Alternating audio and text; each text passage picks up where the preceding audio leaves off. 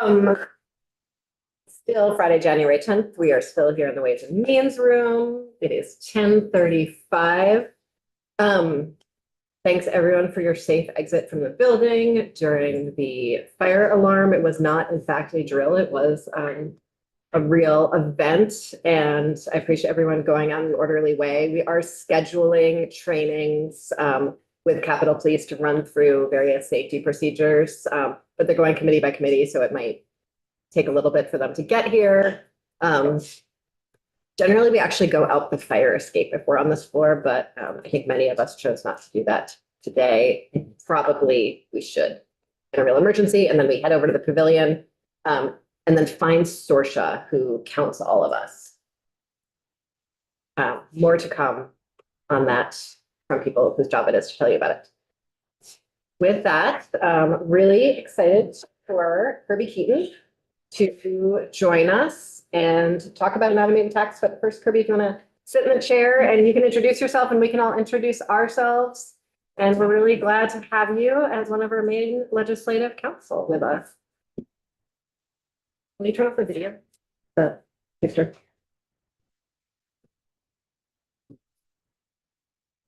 Good morning. Morning. Morning. Kirby Keaton, Office of Legislative Counsel. I handle most of the tax portfolio. There's a change this year, as I think you may or may not be aware, where part of what used to be the tax portfolio has been shifted to my colleague, Jonathan Gray, who's going to be working exclusively on education finance and the capital bill and some other things. So a little bit off my plate this year. There's still a whole lot of tax policy still on my plate, and you'll be seeing me plenty. And previous to this, you worked at the tax department, right? Yes. So my background was I studied anthropology in college. I was a teacher, a high school special education teacher for some years in Tennessee. I was born in Kentucky, grew up in Tennessee, by the way. Some people say they can hear my accent. I don't know. Oh yeah, okay. Some people say, oh yeah, some people say no, I don't know.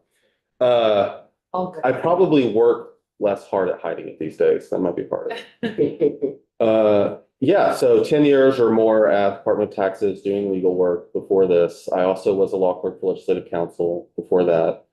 Have a couple of master's degrees and things related to policy other than the law degree. I do tend to think about the administration of things, the tax policy, economics behind things. That is something that goes through my brain a lot. And it's something we're going to go into this morning to start to get our first taste of some tax policy questions and issues. Kirby, let's all introduce, I'm Emily Kornheiser. I think we know each other. Teddy Wozak, Berry City. Carol Odie from Holcomb Norwich, Sharon Stratford, and Bedford. Marty Belt just landed. Mark Kigley, Orleans, Lamar.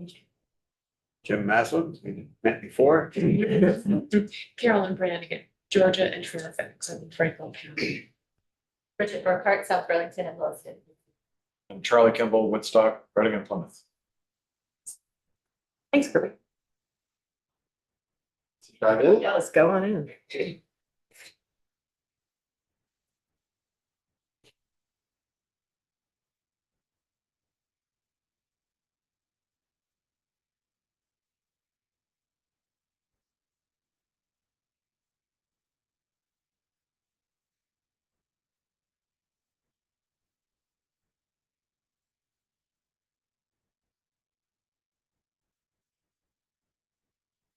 Wouldn't be the first day with me if there wasn't a technical thing. How do I share it so that it's up there and not just mine? It is up there. It's behind you. Good slideshow. I did, that's not showing up for, oh, I wasn't patient enough.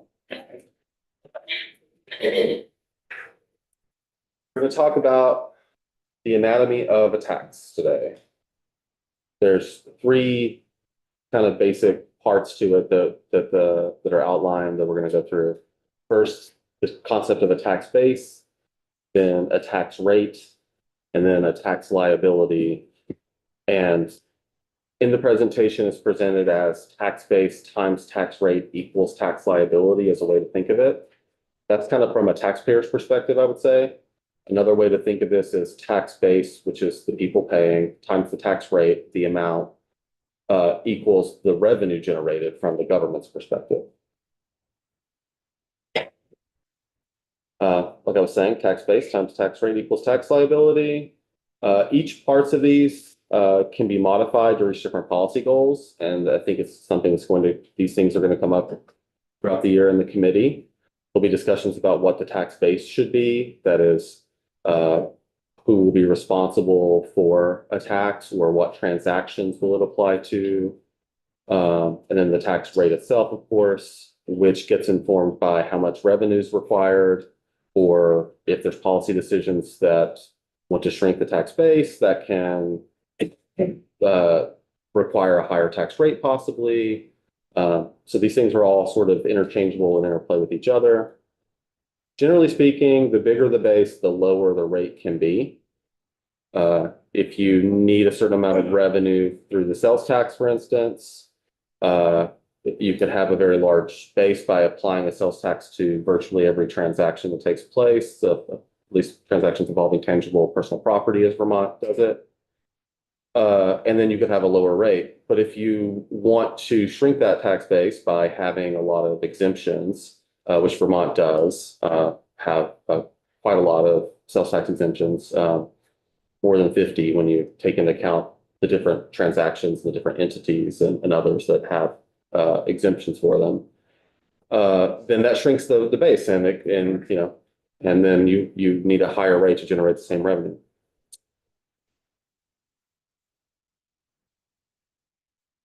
As I mentioned before, the tax base is going to be set out in law. It's going to be, as you review bills, you will look at definitions and other provisions of law that establish what the tax base is for a tax. After that tax base is established in the law, there could be other parts of a law that have exemptions and deductions, which reduce that tax base from the starting point.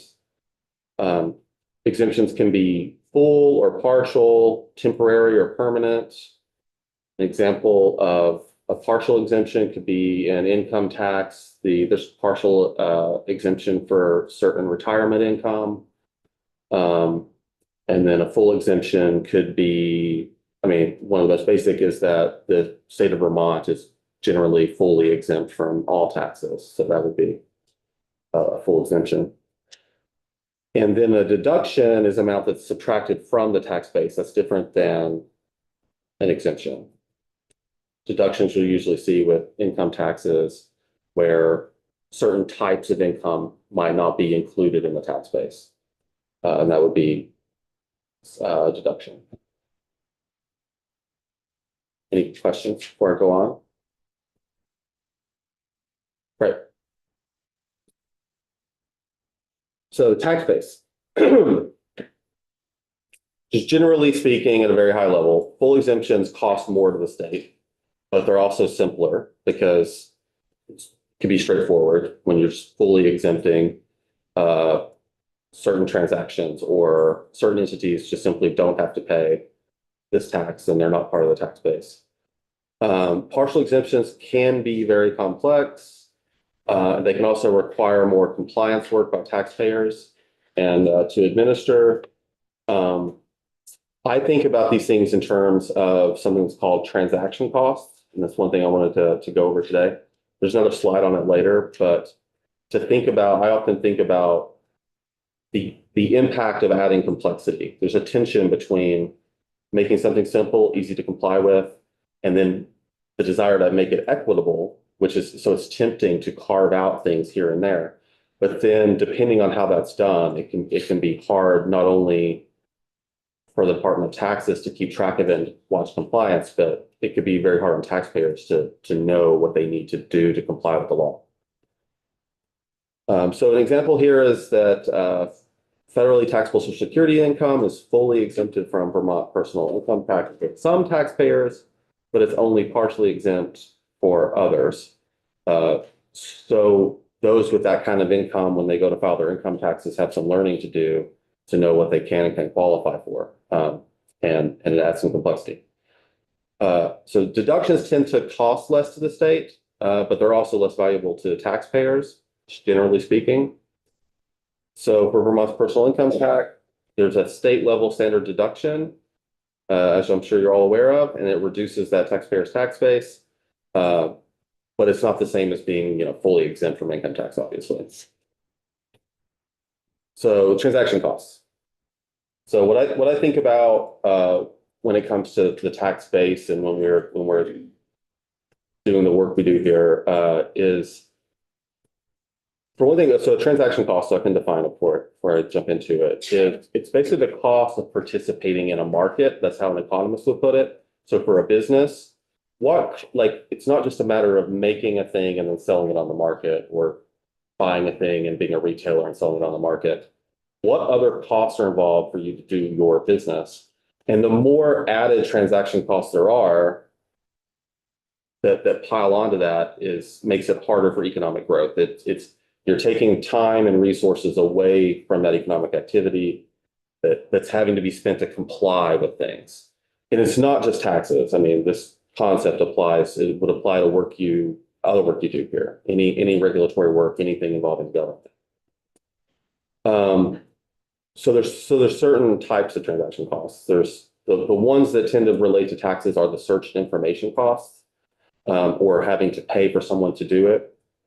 I'll give you an example from when I first started at the Department of Taxes, just to kind of ground this a little bit. When I first started, there was a lot of controversy and a lot of newspaper reports about businesses having big audits that had to do with sales tax. This isn't a live thing. This was 10 or more years ago. But there were a few sales tax exemptions that were complicated, and taxpayers businesses in particular, were clearly having a hard time tracking what their responsibilities are. So what happened there was confusion. There was a lot of underpayment of taxes, a lot of people taking the exemptions that should not have, according to the department and its interpretation of the law. And field auditors would go out, and some businesses were being hit with audit bills of $50,000 and numbers like that. And there was a lot of uproar about it. These exemptions existed in the first place for equity, to try to make things fairer, but they also created some problems because there's a lot of confusion by taxpayers. They didn't know what to do, and there's a lot of problems for the state revenue because the department wasn't collecting all that was intended for it to collect, and it had to go and do these audits. And then the department also got bad press for doing its job. So there were a lot of problems that came with this, but for the taxpayer, and I tend to think of the transaction costs as from the taxpayer's perspective. These businesses were having to learn about these complex things in order to comply. They were having to do a lot of paperwork with exemption certificates, and then they were being held responsible when they made mistakes about it. This stuff, yeah, sure. No. I think that. You're done. Sorry, that's chair. Yeah, I should refer Sorry, to. that part. Do you want to finish your sentence? Yes, we should finish your sentence. I'm good now. Okay. Commissioner Holcomb. I'm just curious why, given what you're saying, what you're talking about is also government transaction costs. I'm just wondering why you didn't put transaction costs for government up there as well. The way I tend to think about it is an interesting question. The transaction cost in economics tends to be focused on businesses or individuals trying to participate in the market. The government is kind of the one often creating transaction costs, but the government does have also work to do itself. Right. Typically, you don't call that a transaction cost. And I typically don't focus on that in my thinking too, having my experience working at the Department of Taxes, because there's people there who that's their job and that's what they do. Which is interesting because having worked in the agency side, we've talked about as a transaction cost all the time, because how we write the bill actually has huge impacts on staffing demands on government side. Right. And so it's just interesting because I've always used transaction costs to describe that. So it's interesting. Yeah, and I think it is. To me, in a perfect world, you wouldn't eliminate transaction costs for the government. It might have work that it has to do to keep it running, but in an absolutely perfect world, a taxpayer could pay all of their taxes and not have to do anything. It's just done automatically. That would be eliminating all transaction costs. And that would free individuals and businesses up to use their time and money for other things, right? I heard you describe administrative complexity though, which is sort of what I think of as my sort of stand-in for the government administrative / transaction costs, however you want to frame that. So that is sort of a consideration, Make it easier on administrative. the administrative side. Yeah, that's normally when transaction costs are talked about, it's not talked about in that way, but yeah, that's a consideration here as well. I don't think the Department of Taxes wants to be entirely taken out of the job. There's always going to be work they need to do, but if they're able to do as much as they can on their side, there's things like software that exists for that can help eliminate transaction costs. But even just something to think about, even software and having businesses use a particular software in order to comply with the law, it means they have to learn the software, and that is a transaction cost. And thinking about things like that, look what you're asking of others to make this whole thing work. And I think it's something that no matter what your politics are, you can agree that, efficiency is better and how we want to go about what we're doing here. I think of it from an individual's perspective too. So going away from business, but just an individual who has to pay, say, income tax or any other tax. There can be some equity concerns that we don't think about automatically. Sometimes when you're thinking about something like a tax exemption, you're trying to make it easier on the taxpayer by having an exemption. But if it becomes too complex, then there's also some equity concerns about making the individuals out there work hard in order to follow, their responsibilities they have for paying taxes. And I can see that as a form of equity because we're asking something of them, even though the intent of it is equity to make it fair. So sometimes, you could definitely create an example where paying tax is actually simpler and less difficult for someone than to actually go through the steps of having to justify an exemption or to show that they qualify for an exemption. So that's the kind of thing I think we could talk about here. I know Chris Roop will be presenting after me, by the way, and we'll be touching on some of these same concepts. I want to point that out too. He'll be talking about simplicity in the tax code as well. Just thinking, Kirby, that can often apply to a lot of social programs where somebody has to every 30 days or 45 days justify again why they're entitled to those benefits. So is that what you're talking about with equity? Right. So as I was saying, this concept is not just a tax concept. It's a policy concept. So, but we talked about tax base, and now we'll talk about tax rate.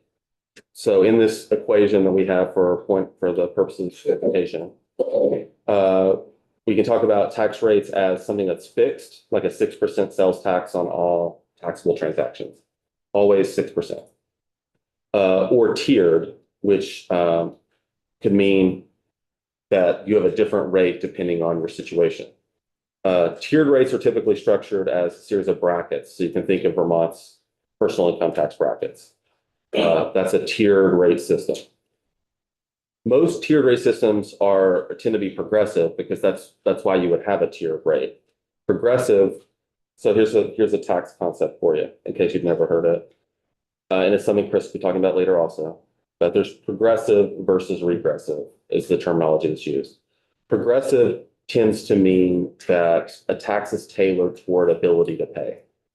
That those in a better position to pay more do pay more. Those in the less position don't. A regressive tax is one that tends to hit on that asks more of people with less ability to pay. So sales tax is across the board, not just in Vermont, generally considered a regressive tax because those with the least ability to pay have to pay the same amount as those with the most ability to pay. That's considered regressive. So a hypothetical progressive bracket. This is all simplified. This is not Vermont law. And we're going to assume that pennies don't exist actually, for the point of this too, because it's written by dollars only. So under this hypothetical progressive bracket, anyone who earns on anyone who's earning income, the first 0 to 10,000 is taxed at 5%. Then for the next 10,001 up to 100,000, it would be taxed at 10% here. If you only earn 8,000, then you'll never hit the 10% tax rate.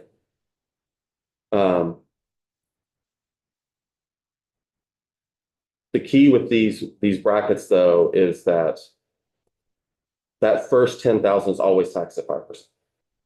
That's what's the only like tricky thing here. So a taxpayer with 20,000 in taxable income would pay 500 in taxes on the first 10,000, because that's 5% of 10,000, and another 1,000 in taxes on the next 10,000, or 10,000 times 10%. Their total taxes owed would be 1,500, 500 from the first bracket, 1,000 from the second. Seems like you're describing marginal tax rates as well. Thank you. So this is a marginal tax rate. It's the rate paid on the last dollar in a base. The example, taxpayer with 20,000 of income will have a marginal tax rate of 10%, because 10% is the highest bracket that they're participating in, so to speak. It doesn't mean that all of their income's taxed at 10%. That's their marginal tax rate. The effective tax rate is when you do some math and take into account the different rates that are taxed at different levels. So it's the actual rate of tax for the entire liability. So a taxpayer with 20,000 in income would have an effective tax rate of 7.5%. Under the slide here, under this chart, half their income is being taxed at 5%, half of it's being taxed at 10%. Average it together, their effective rate is 7.5%.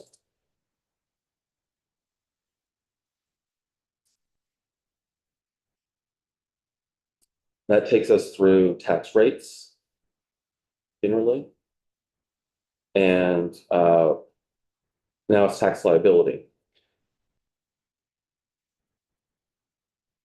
The main point for this presentation is to talk about tax credits. We talked about deductions earlier, which are the base. Credits, and this is the difference between a deduction and a credit, if anyone has ever wondered that. A deduction decreases the tax base to which the rate is later applied, but a credit reduces your tax liability. So the liability becomes known, and then credits are removed from that liability.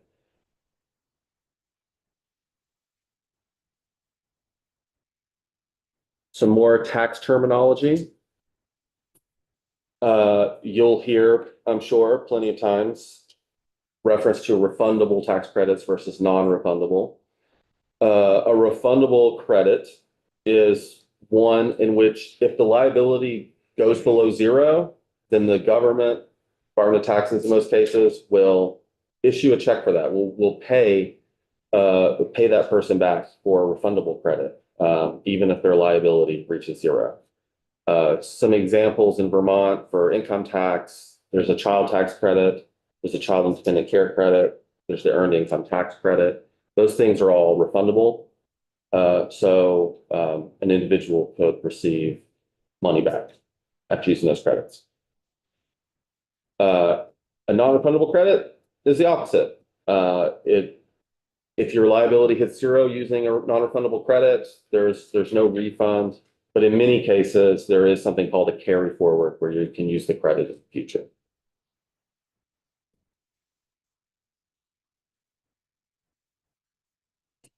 Tax base times tax rate equals tax liability, or tax base times tax rate equals revenue.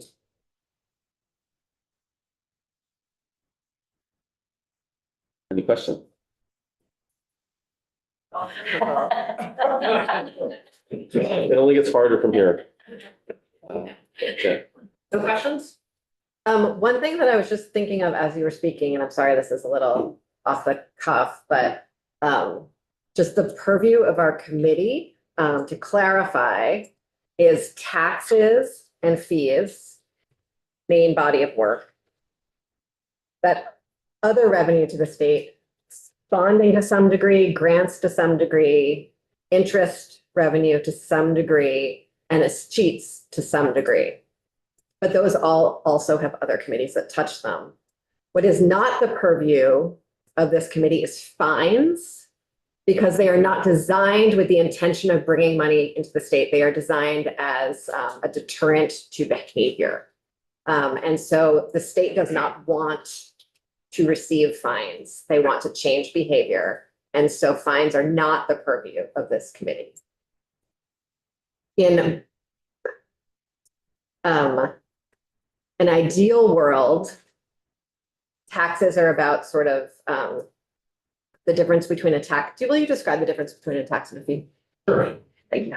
Generally, a tax is to raise general revenue for general purposes. A fee is something that's paid for a specific purpose. To register your car, you pay a fee and the government's doing something for you. You're paying for that car registration. It's not for general purpose. So fees for car registration traditionally should not be used for things not related to that car registration. That's the difference. There's another concept I could throw out there, depending on how, how grad level we want to bring it up. Has anyone ever heard of a Pigouvian fee? I know that. But there's, it could be a Pigouvian tax as well, but the term is typically a Pigouvian fee. That's just when you Pigouvian,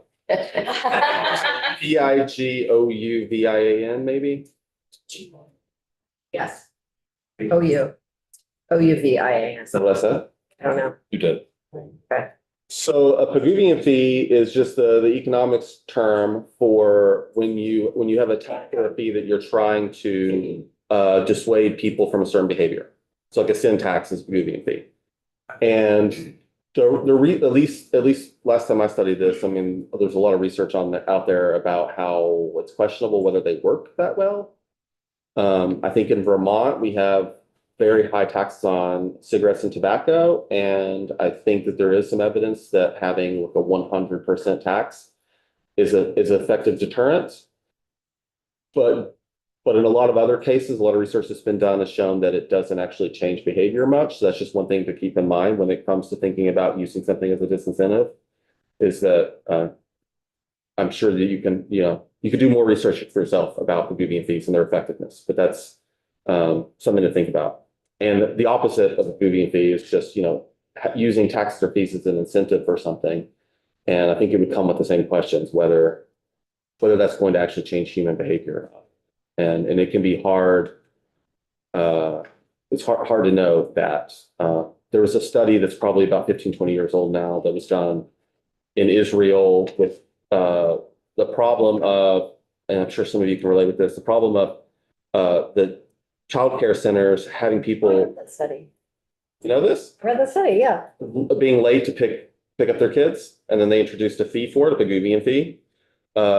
And the result was that they actually had an increase in late pickups, because once people could pay for it, there was no social shame. There was no reason to get there early. Right. So that's the kind of thing to think about too. And it can be hard sitting in your seat and trying to predict the future about whether you're going to affect human behavior. It's part of all of it. Thank you. Yeah. Chair, I have a question. I don't know if this is for you or Chris, but at the JFO informational hearing there, they talked about the child care payroll tax. Now it's lagging. I think it was to the tune of 10 million, not as much now, but how does that work when, and my understanding is maybe that's just a new tax and a little bit of misunderstanding. But how does that work when, was that money needed at the time it was supposed to come in? And if it isn't, where does the money come from? That's a great question for Chris. Yeah. And it's a really important part of the conversation about sort of the mechanics of taxes. We have this wild timeline here, and there's always a question about sort of when money comes in and when we can spend it. So thank you. Yeah. And I'm going to be constantly doing sort of flight control about, is it a legislative council question? Is it a JFO question? Everyone asks them in different ways. And so it's never like a correction. It's just making sure that everyone gets to do their jobs. Thanks, Kirby. Glad you're with us for another biennium. You can zoom. Hi, Chris. Come on, join us. You want to start by introducing yourself, and then we'll introduce ourselves and jump on in. Please ask that question again at the end of the slide. Good morning, everyone. It's nice to see those of you who are returning, those who are new to the committee and new to the legislature. My name is Chris Roop. I'm the Associate Fiscal Officer over at JFO. My role is to oversee the revenue team. So the folks from JFO that you're going to see in committee like all the time, we all sort of work as a team, and that includes Sorsha. Pitterton, our senior fiscal analyst, who primarily focuses on income taxes and economic development. Ted Barnett, our senior fiscal analyst, who focuses on consumption taxes, fees, and lots of other random things.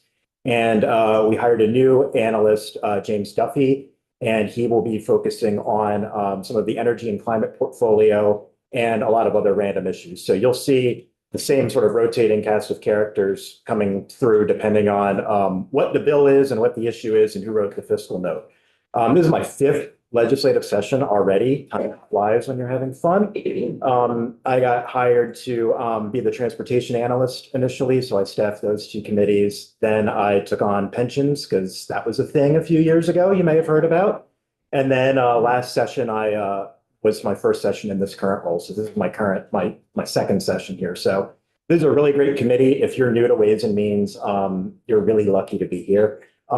This is a hardworking committee. You get to see an enormously broad range of issues that very few legislators in the building have the opportunity to see. And it's a really good group of people. So I just encourage you all to have fun. And you have a great chair, and the decorum here is great. And just please be nice to our folks. I know you will be, but. Yeah, Chris, a couple of things related to your remarks just now. One is, and I say this periodically, but I'm continuously impressed with the staff that's hired over there at the Pink Lady and how you divide up the work. Thank you. Which is really effective for what we do here. It's incredible. I'm stunned from time to time. So are we. We've got a person on this. Where'd you get that guy or gal or something like, it's amazing. So carry on, sir. I appreciate that. And, I think one of the fun things about working here, and I think something that hopefully you all will appreciate in your legislative roles, is that there's always something new to learn. So, the world's always changing. You never know everything. There is always a new bill that you never thought about before, a new question that you never explored before. So, if there are things that come up and you don't know who the right person is in JFO to help you, just reach out to me. We'll figure it out.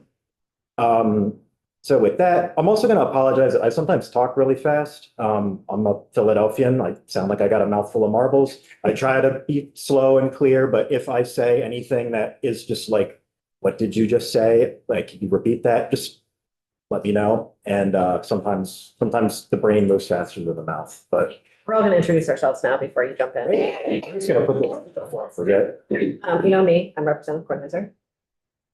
Bill Canfield. We have Representative Wozniak, who had to step out for a minute, who you will meet, and you already know Representative Bodie. Right, hold on. So happy to see you here, and I love the fact you have that. Can you recognize it? I thought such a reach. I'm down there a lot. We have to make sure that you're not spending money that they're not raising. Marty Feltus, formerly. Nice to see you again. Yes. Mark Higley, of course, I know you from Good Ops and all your pension work. Nice to see you again. I'm Jim Maslin, nice to see you, and thank you for explaining why my father grew up in Philadelphia, talked the way he did. Something in the woulda. You share more. Carolyn Brannigan, I've always been in Ways and Means. No one. Richard Burkhart, I'm brand new. Welcome. Charlie Kemple, no one returning. Welcome back. Cool. Thanks, So Chris. I'm going to go through a slide deck that Ways and Means and folks who aren't on Ways and Means may have heard in the tax workshops that are typically performed at the beginning of each biennium. So you'll hear a series of these sort of 101 type presentations from Ledge Council as well as the appropriate staff in JFO. So I know Ted's going to do one on a deep dive on consumption taxes. Pat's doing a deep dive on income taxes. I'm not your deep dive guy on either of those. I'm going to give you the broad overview of some context to think about as you evaluate those other presentations, as well as how you, when you evaluate bills and specific tax policies that come before you. And we call this the principles of a high quality tax system. There are 6 of them. You are not expected to memorize all 6 of them. There will be no quiz afterwards. I will also say that these are not Chris Roop's or JFO's 6 principles. These are very sort of commonly articulated principles of a high quality tax system that have been adapted from NCSL, as well as from prior tax commissions that the state has convened. So these are not blue state, red state, Democrat, Republican, progressive. These are pretty widely communicated foundational principles to help lawmakers think through what makes sense to have a really high quality revenue system. And a lot of committees spend some time at the beginning of the committee setting a set of principles for them to guide their work. And we are lucky in that we just, it's right here. It's right here for us. I'm going to dive right in. The first principle, and none of these are particularly earth shattering, but I do think it's sometimes helpful to have a frame to think through concepts and have some sort of coherent ability to take a lot of sort of common sense things and apply those into an evaluation process. The first one is sustainability and reliability. The principle here is fairly straightforward. Lawmakers should strive to maintain a reliable, sustainable, and diverse revenue stream. So, what does that mean? You want to make sure that your revenues are recurring and that they're predictable and they don't vary a whole lot from year to year. You also want to make sure, in terms of sustainability, that the revenue growth that is projected from your mix of revenue sources is going to be sufficient to cover the expenses you expect to incur in the future. You also want to have a diverse mix of revenues and different tax types in order to mitigate volatility and increase reliability. Sort of colloquially, don't put all your eggs in one basket. There are some, we'll talk about this a little more, but some taxes behave differently than others. The sales tax tends to be more stable than personal income and corporate income, for example. They tend to be among the most volatile, along with property transfer. They're very economically sensitive to what's going on in the world around. And property taxes tend to be one of the more stable revenue sources. So you don't want a system that is overly reliant on just like a highly volatile revenue source. You want to have a mix of things that might be a little more stable to offset some of the volatility in one other source. I think it's really important to consider how a tax base changes over the long term. So some areas where that is very real in Vermont and in a lot of other places is conversation that happens on the other side of the wall a lot about the gas tax. The gas tax is declining over time. So needs and costs are not declining over time. So something has to give on that front. When you evaluate sustainability and reliability, you should think about how any changes would impact people, businesses, and the ability to plan. Taxpayers like certainty in the tax code. They like to know sort of what to expect moving forward to help them plan their business decisions. I already mentioned volatility. That is something important to keep in mind. And, the question about trying to make sure you don't have all your eggs in one basket, make sure your government doesn't rely too much on just one revenue source that might underperform in bad times just when demands on government are growing. So here's Vermont's balance among tax types. I pulled this data from the consensus revenue forecast from July. So this doesn't cover everything. This covers the revenues that go into the 3 major funds, which is the overwhelming majority of state revenues. But you'll see that our revenue mix right now is fairly balanced. Property is about 32% of revenues. income about 31%, consumption 28%, and fees and other random items being that other 9%. So we are not enormously reliant on sales tax or enormously reliant on income tax across the three major funds of the state government as a whole with a fairly blended system. Second principle, fairness. Now, I know fairness is in the eye of the beholder and tends to be subjective, but this concept of fairness, I think, is really important for you all to keep in mind, because whatever you're doing with tax policy, if the public doesn't perceive that it's a fair policy, the public is not going to have a lot of confidence in the policy. So whenever we think about this concept of fairness, what we're really talking about is trying to ensure that there's equity in taxes paid across similar ability to pay and circumstances. In other words, similarly situated taxpayers should be treated similarly in the tax code. So there's two ways you can look at this. The horizontal equity sort of means you're looking at taxpayers with similar ability to pay, having similar tax burdens. So one common policy that tends to undercut this concept of horizontal equity is age-based exemptions. That tends to violate because age doesn't have bearing on one's ability to pay. The other concept is vertical equity that is often talked about in terms of progressivity, which means how the distribution of tax burdens varies among taxpayers based on different economic circumstances. So those who have greater ability to pay would have more of the tax burden to pay.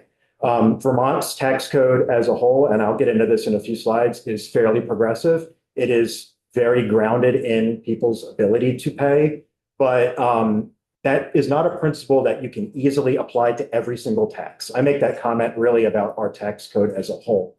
What I mean by that is, when you've got consumption taxes like sales taxes, that tends to violate the principle of vertical equity because lower income people tend to spend more of their money on things that are subject to the tax. Regressive taxes in general like that tend to fall a little more heavily on lower income taxpayers. So some considerations you should keep in mind are, as you evaluate a tax policy, what is more important, horizontal or vertical equity? Does that principle of equity apply to the entire tax system or just to specific tax types? And if vertical equity is the goal, what's that desired amount of progressivity? Going back to the concept of volatility that I mentioned on another slide, incomes at the very, very high end of the spectrum tend to be more volatile based on economic situations. So if you had the top, 1% paying 90% of the tax revenue, that might be a degree of progressivity that can cause you problems in other areas. So this concept of fairness, can kind of be translated into three buckets that you often hear taxes described as: progressive, regressive, or proportional. I clipped this graphic and a few others from a report by an organization called ITEP called Who Pays? And they put out their 7th edition in January of last year. And there's a hyperlink at the bottom. And it's a fascinating read because they go through these concepts and really evaluate all 50 states plus the District of Columbia on how regressive or progressive their tax structure is, not just by looking at like one tax, but by looking at all the tax types. And when we're talking about progressive and regressive, I think these graphics are really helpful. The classic example of a progressive tax where the more you make or the more money you have, the more you pay is the income tax, both federally and in Vermont. The classic case of a regressive tax, one where lower income people shoulder more of the tax burden, would be the sales tax. There are ways to make the sales tax less regressive, like by exempting things like food and clothing, which Vermont does. But generally speaking, the sales tax is considered one of the more regressive ones. And then proportional taxes, you don't deal with quite as much. That's when, here in Vermont anyway, that's where a tax is charged by the same percentage to everyone, regardless of income. There are some states out there, my home state is one that charges a flat income tax. So regardless of how much you make, unless you fall under a poverty exemption, you pay 3.07% in personal income tax. So Vermont doesn't have a lot of taxes like that, but I wanted to flag that because that is something that a lot of places do have. So the ITEP report that I just referenced, they evaluated all 50 states plus DC and came to the conclusion that Vermont is the 49th least regressive of the jurisdictions, meaning that our state and local tax system does not worsen income inequality. This analysis looked at the entire tax system as a whole, not just one tax. And you can see by looking at these percentages, what they mean by being least regressive or more progressive, where the lowest 20% of earners pay a lower percentage of their household income in taxes than, say, the top 1%. So when you see that percentage growing with incomes growing, that means your tax code is more progressive. This chart just breaks down our three major tax types in Vermont from that same report. You'll see that the red block up there in the corner shows the distribution of who pays our sales and excise taxes. And you'll see what I mean by that being kind of regressive, in that folks at the lower end of the income spectrum are paying a larger share of their family income in tax. You also see the opposite in the green with the personal income taxes, which are very progressive in Vermont. And you'll see that people at the lower end of the wage scale actually have a negative or negligible income tax liability because of our refundable credits and our marginal structure. You'll see our property taxes. It's kind of interesting the way they're distributed, and a lot of why things are not as regressive as you would initially think they would be is because of our property tax credit and circuit breaker policies. Had we not had those in place, you would see lower earners paying much higher shares of their income in property taxes. This chart just aggregates everything. So, and puts some numbers behind it. That total tax line at the bottom sums everything up, and will show you sort of the bottom line that as incomes increase, as you move to the right, the share of income spent on taxes increases. So that is your sign of it being a progressive tax system. That goes back down. That's personal. It does go back down slightly. It's everything. So if you own a business, This is for individuals. And if you own a business, that would show up in your personal income. Yeah. yes. But yeah, you'll see that at the very, very end, it does drop a little bit. And that is when you go up in the charts, you see why. It's not because higher earners are paying less in income taxes. It's because what they're paying that's subject to sales tax tends to be a smaller percentage of their income because their incomes are much larger. And, if you earn $1 million, it doesn't necessarily mean that you have 10 times the home value of somebody earning $100,000. So there tends to be a drop off as incomes go up. Property tax revenues tend to sort of go down as a percentage of your income. This chart I always like seeing, and the tax department updates this every year, and the data is on their website, but this shows the distribution of effective Vermont income tax paid across the income spectrum. You'll see that the average effective rate on all resident returns was 3.8% in 2022, but you'll see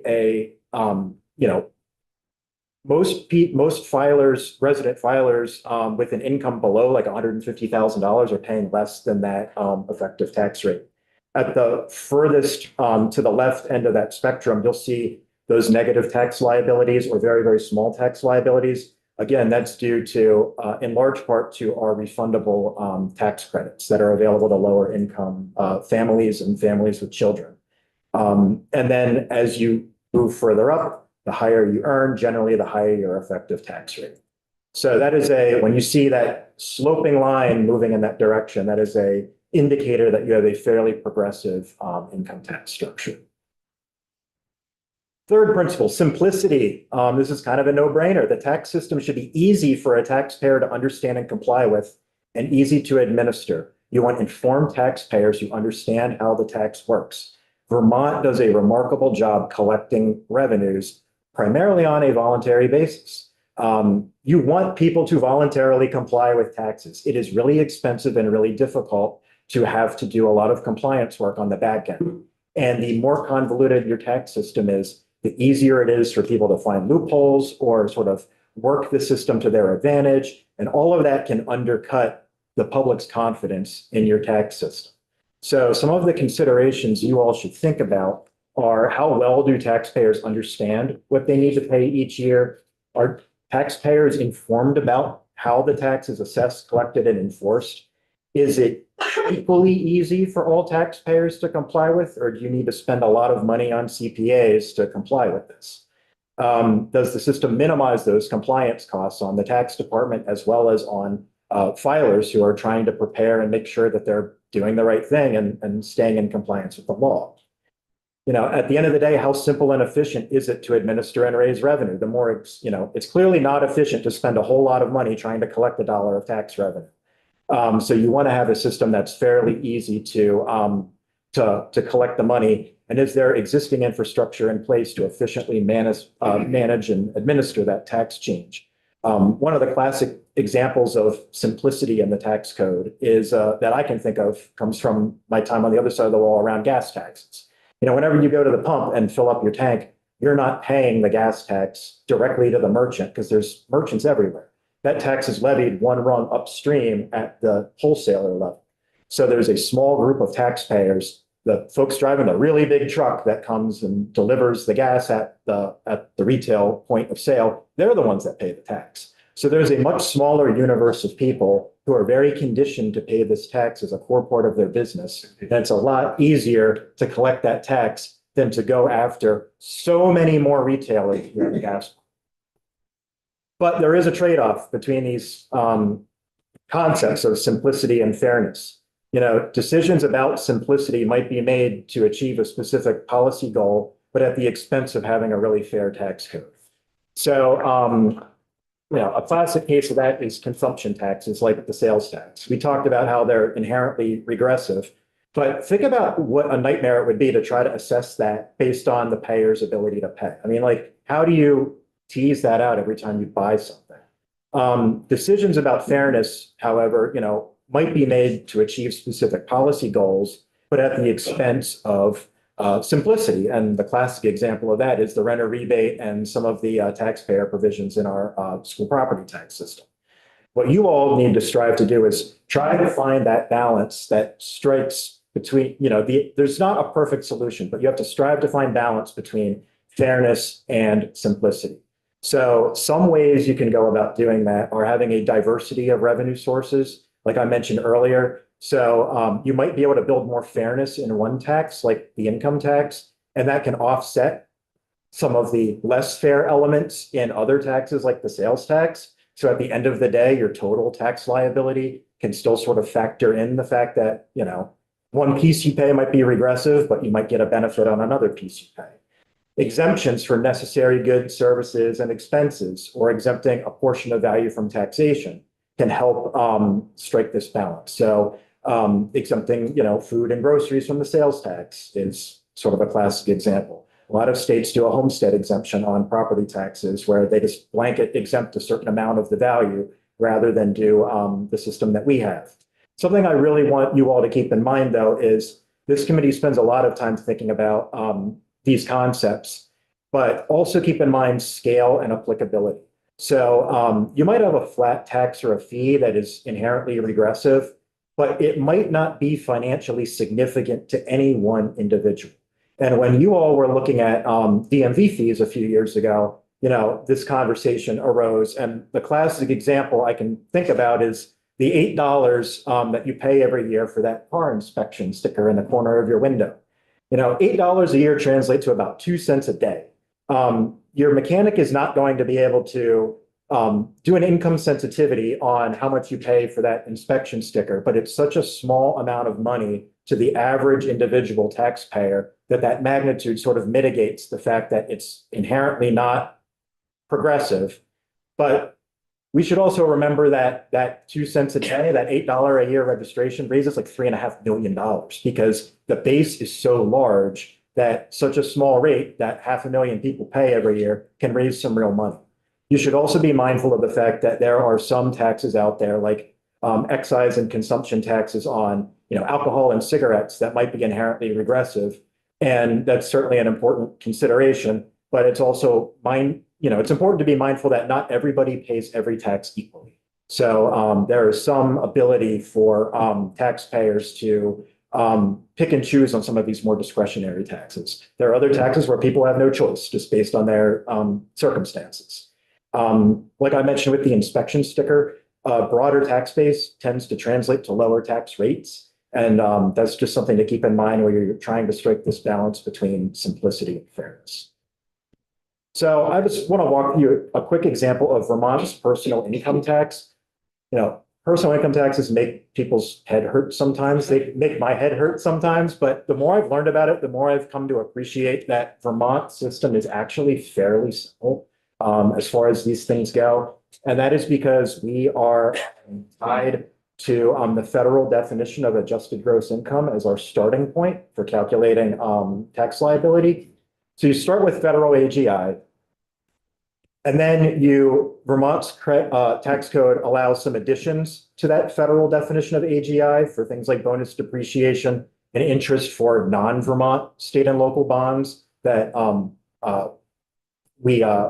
that have different tax treatment. And Pat Titterton, when he comes in and talks about the personal income tax, can do a really deep dive into all of these topics.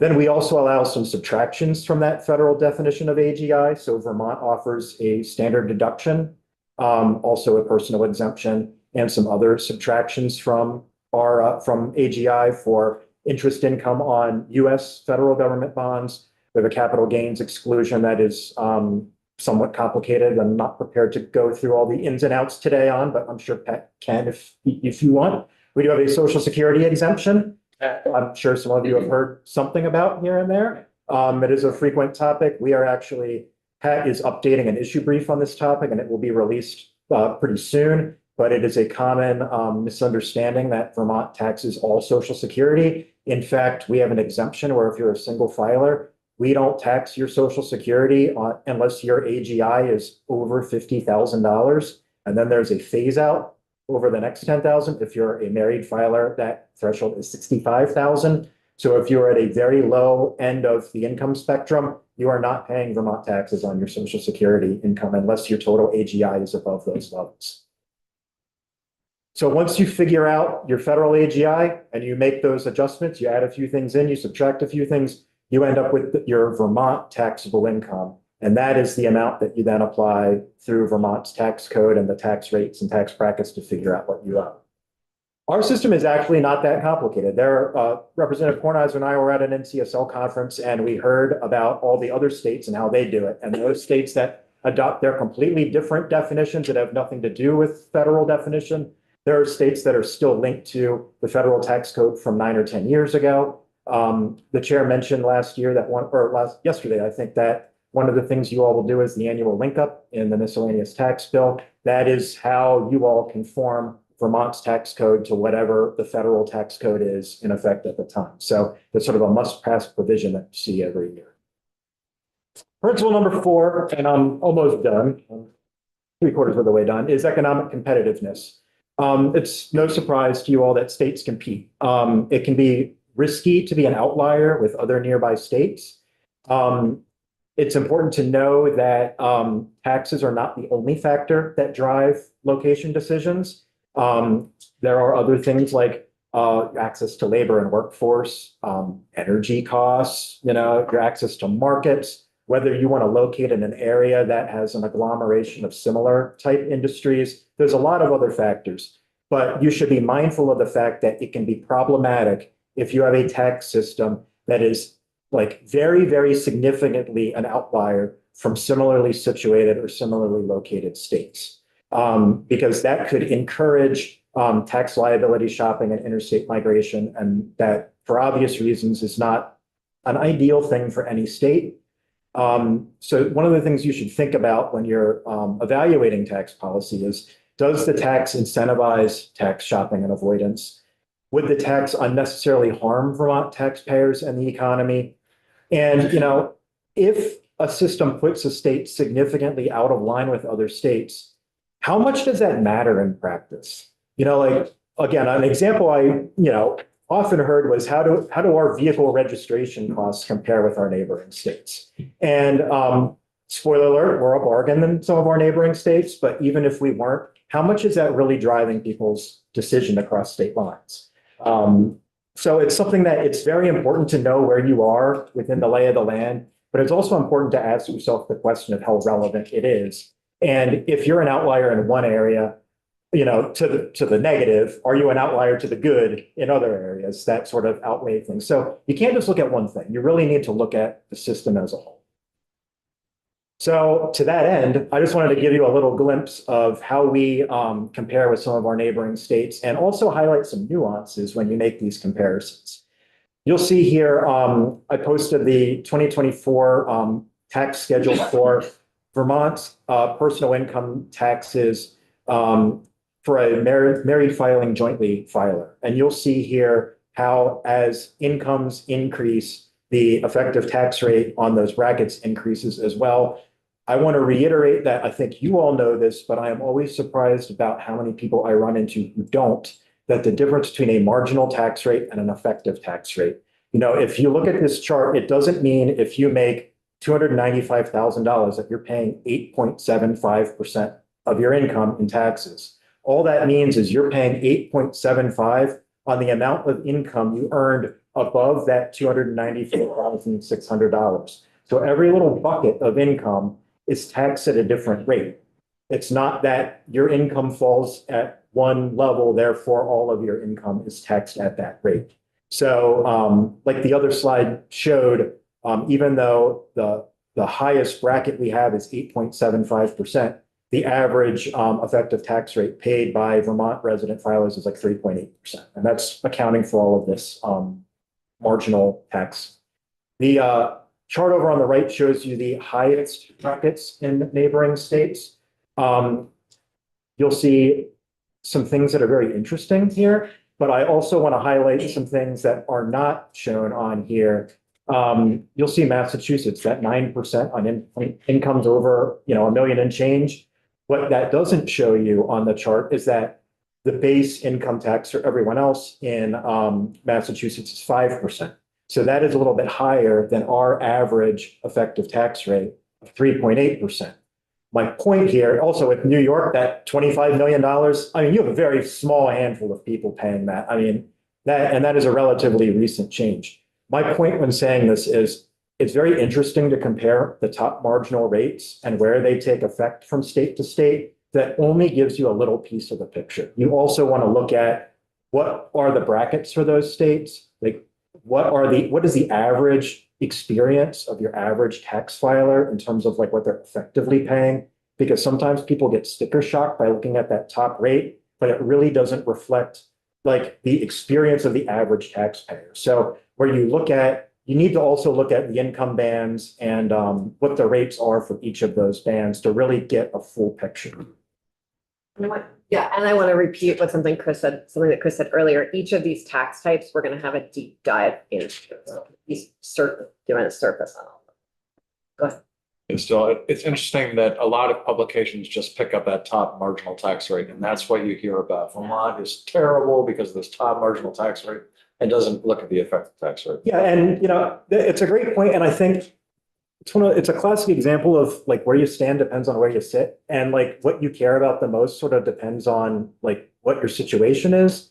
If you were a entrepreneur or somebody looking to make significant investments somewhere, or you were trying to figure out how to invest your money, it might be more relevant to you to look at what the impact would be on the top marginal rate that you would be paying, because you would have more income that might fall into that bracket based on that particular instance. But that shouldn't be the only thing driving your thought process, because that's not always reflective of the situation that all of your average constituents are in. So you need to look at both.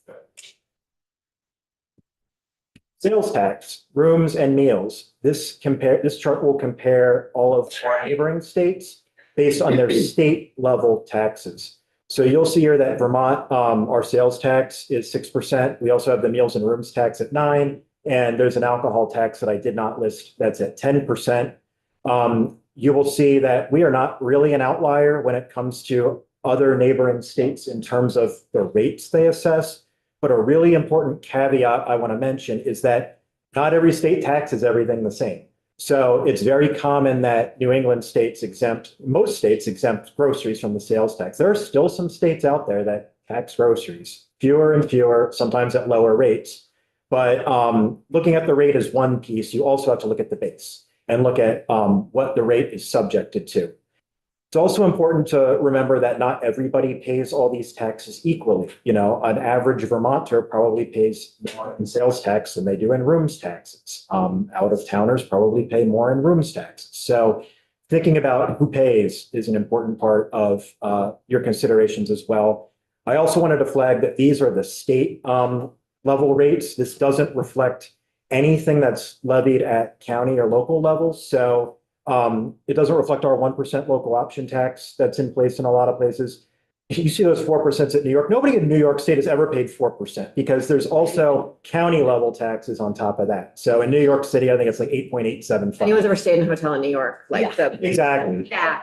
Oh, yeah. The bill is. In most major cities, you'll see a very large list of additional rooms taxes, and a lot of it will go to things like funding their tourism and hospitality, paying off the bonds on their convention center, stuff like that. This is the stuff that is collected at the state level. So number 5, we only have one more to go after this, tax neutrality. The concept here is that your tax system should try to minimize unintended consequences on the allocation of resources.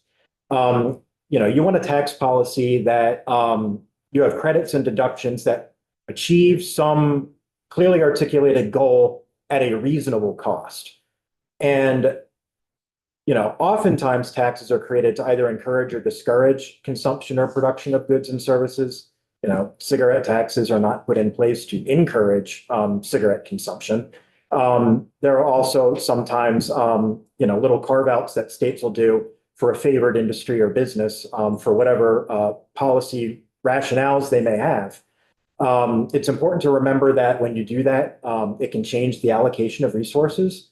And that can influence the decision to invest in land and a house or other types of wealth. You know, would I want to put money in a tax deferred retirement account or put money into something that would be taxable right now? The impact of business decisions about the use of labor and capital. What comes to mind is the proposal that I've heard bandied about in Washington to exempt tips from federal income, which I'm not going to opine on today, but let's just say that should that policy go into effect, that would likely have an impact on business decisions about how they compensate their workers. So some of the considerations people should just keep in mind when they think about tax neutrality is how can you reduce the unintentional effect of taxation on economic decisions? Is your tax policy intentionally trying to change behavior? And if so, are you being really explicit about the types of behavior you're trying to influence or not? And then are you evaluating on a frequent basis whether your policy is being effective at reaching that choice that you're looking for? Are policymakers comfortable with the indirect consequences or behavioral shifts that result from a tax change? And like I mentioned earlier, if you have a tax with a broad base and a low rate, generally speaking, broadly applied, that tends to reduce the effect of taxation on economic decisions, as opposed to, say, having a very, very high tax rate on something very narrowly targeted. The 6th and final principle is accountability and transparency. So the tax system should be, you know, explicit. It should minimize credits and exemptions and limit the amount of tax flow through. So this sort of goes back to what I mentioned earlier about the public having confidence in the tax system and having the ability to understand it. You know, the goal here is that tax changes should be transparent and not hidden. Tax systems and individual taxes should then be evaluated on a regular basis to make sure that your policy is achieving the intended policy goals. Every 2 years, we put out a tax expenditure report that tries to answer this very question. You'll see an update of that in a few days, actually. It's in the editing process now. Some of the considerations that you all should keep in mind are, do the taxpayers know the true cost of transactions when a tax is assessed, or is the tax buried further upstream and sort of baked into the price of goods that they're paying? And are exemptions, credits, and other tax expenditures openly available to taxpayers who are eligible, or are you effectively sort of creating winners and losers or a favored constituency over another one, even if they're similarly situated doing similar work? And you know, another important one is, will the intended payer ultimately be the one paying the tax? This goes back to my example of the gas tax, where in the effort of simplicity, and you only want to collect that tax from, a few dozen folks in the state who are really good at this. But on the other hand, when you go and fill up your tank, you don't clearly know how much you're paying at the pump is in taxes. I can tell you how much is in tax in effect, but why this can be a problem, and this is what we refer to with flow through, is that when you all decide to increase a tax, that cost is often fully passed on to someone else who will be paying the bill. When you decide to decrease a tax that is further up in the chain, the full impact of that cut very rarely, if ever, gets passed on. Don't just take my word for it. There have been academics who have done these studies. 2 years ago, there were some states who were looking at gas tax holidays, and when gas was really expensive.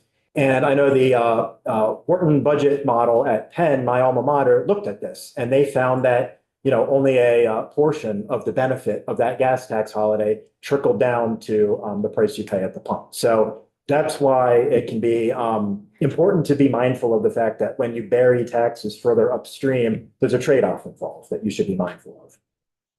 So is it possible to design the perfect tax system? Well, here's an example. The sales tax rate is 6%, which we already talked about for simplicity. We can't take, ability to pay into effect. It's regressive because of that. But you enter in those sales tax exemptions, and that is a way that you all can inject an element of progressivity into an otherwise regressive tax. We mentioned groceries, clothing, but there are also some complexities. The example that you all hear about all the time is candy. And is candy, should it be subject? Is it food? Is it groceries? What is it? Well, currently candy is exempt from our sales tax. There have been bills put in to remove it from the definition of exempt food and food ingredients and create a new taxable definition. It has not passed, but I just cited this as an example that my colleague Emily Burns cited 2 years ago, because I think it really highlights the nuance of you could have a very common item and really argue about what it actually is when you figure out how to define it and how that definition jives with how we implement our tax code. Wait, I don't feel like, you didn't describe the flour part, which is where did you say the flour? And I just meant. For flour? No, so in this example. Oh, yeah, the M&Ms flour. Yeah. In this example, M&Ms would be taxable, but Twix bars would not be, because the cookies and the Twix bar contain flour. Yep, that's right. And Oh, yeah, the- energy bar that has more sugar Yes. than any of these Yes. candy, it's labeled. So just to be curious, if you're curious about how the bills from prior years propose defining candy, they propose defining candy and therefore making it subject to tax as a preparation of sugar, honey, or other natural or artificial sweeteners in combination with chocolate, fruits, nuts, or other ingredients or flavorings in the form of bars, drops, or pieces. Candy does not include any preparation containing flour and does not require refrigeration. This is also my opportunity, and after that, if anyone is interested in sales taxes, we are part of a streamlined sales tax agreement. We will hear a lot more about that next week. And we need one person from the committee who is particularly interested in sales tax to be a representative to a national body for us. So if you just pay extra attention. You don't. Okay. You're volunteering. No, I'm not volunteering. But can't we give an exemption for maple? I have maple syrup. You're in the legislature. Yeah, I totally. So, do you have a question? Well, only when we get to the questions. Yeah, I defer to the chair on when and when. I think, if you don't mind, let's get there because we're. I got 2 slides. Is it possible to design a perfect tax system? No. You need to decide what is most important to you and think through these 6 principles and really the following. What makes a good tax system, including all tax types? What principles of these 6 are higher priority than others? And what's your goal with a tax change? And what are you sacrificing or trading off in order to achieve that goal? These trade-offs do frequently occur in in tax and revenue policies. This trade-off between tax neutrality as a principle versus using the tax code to influence behavior is a classic case of that. simplicity versus fairness, which we already talked about, the sales tax is simple, but the income tax is more fair, but a little more complicated. Education property taxes. I'm not going to say anything else about that. And then there is your colleagues on the other side of the wall there in transportation often think about, and you think about it in the context of fees, this concept of the user pays principle versus everyone paying. When is it appropriate to fund something on a fee basis versus through a general tax? Is it providing a service that is sort of has a direct nexus to the payor, or are you funding something that is a broad public good that perhaps might be more appropriate to fund through broader based tax revenues rather than fees? So my conclusion is to just remind you all, once again, that when you think through revenue and tax policy, consider, balance, and prioritize these 6 principles. You're never going to create a perfect system within all 6 principles. It's up to you all to be mindful of them and consider the trade-offs and set your priorities. Thanks, Chris. Representative Brannigan? Well, I really, really like taxes and fees. I mean, they're just so interesting. So all through your presentation, you talked about trying to affect human behavior. And that has always piqued my interest as well, because when I was young, I thought the tool the government had to affect human behavior was a public safety thing, a fine, or some kind of a fee because you did something wrong, and they want to steer you back onto the lane so that you do right. But that's not true. I mean, look at our new tax on marijuana or whatever you want to call it. I mean, that I just think we really should think about that, about how much we want to reach out and in this committee affect human behavior versus simply raising money to run government. If we're raising money to run government, do that. But if we're going to affect human behavior, that's a different thing. And I'm just not sure what this committee ought to be focusing on. And I think that's a great point. And I would say that not every change you do would have much of an impact on human behavior. I think the principle is you need to be mindful of whether or not you are desiring to change human behavior. And, as a good sort of thing to keep in mind, the firmer you wield the stick in terms of, how strong you're raising revenue on something, the more likely you are to change behavior. If you were to increase the tax on cigarettes to $10 a pack, that's probably going to have more of a deterrent effect on people smoking than if you increased it by 5 cents a pack, for example. There are other things where behavior is, sometimes influenced and changed by the tax policies created by other jurisdictions. So the classic thing that comes to my mind is the fact that the state to the east of the Connecticut River doesn't have a sales tax. And most of the retail that was built in the last 50 years in that region happened on the east side of the Connecticut River. So whether or not paying the sales tax would influence you as the taxpayer on how far to drive to buy something, it did impact where somebody decided to build their store. So it sort of limits your choices in a way about where you can go without incurring a lot of additional costs. And, folks on the east side of the state have that ability to cross the river, but folks in Chittenden County perhaps would be less susceptible to what New Hampshire is doing, and perhaps even less susceptible to what New York is doing, because that physical barrier is not insignificant. Although in my neck of the woods, northwestern Vermont, Yep. we're north of Chittenden County. I hear people chuckling all the time about how they went to West Lebanon or Hanover, or Manchester. How much difference did it really make? So I'm not gonna admit to anything, but as somebody who lived 30 miles away from a state that had no sales tax, and I lived in a place that had an 8% sales tax, I know plenty of people who would make their big purchases in Delaware and drive, 20 minutes down the road because avoiding an 8% cost was enough for them to change their consumer behavior. And we can go deeper on price elasticity and all of that with the sales tax when we talk about sales tax. Representative Holcomb, do you still have something? Are you? I'm fine now, except I Great. just want to know, you know, M&Ms versus toys. Which one you like better? I like them both.